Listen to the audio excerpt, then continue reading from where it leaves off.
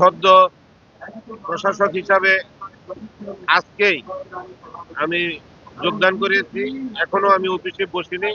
তো আগামীকাল সকালে আমি অফিস করব।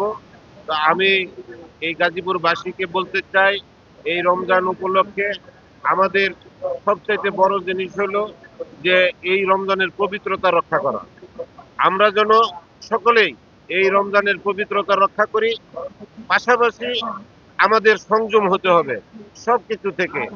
আমাদের শুধু খাবার দাবার দিনের বেলায় খাইলাম না রোজা রাখলাম এটাই সংযম নয়। সংযম হলো আমরা যারা ব্যবসায়ী তারা যেন আমরা ব্যবসায় দিকটা বেশি মুনাফার কথা চিন্তা না করি।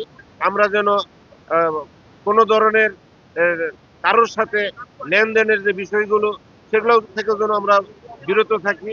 সর্বোপরি আমাদের এই মাহে রমজানটার যাতে আমরা গাজীপুর বাসী অত্যন্ত সৌহার্দ্যপূর্ণ অবস্থায় বজায় রেখা আমরা এই রমজানটা আমরা করতে পারি।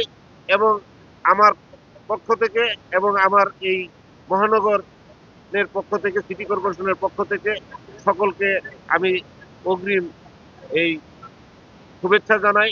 সামনে যে ঈদ আসতেছে এই ঈদ উপলক্ষে আমি সকলকে শুভেচ্ছা জানিয়ে আমি আমার কথা শেষ করছি।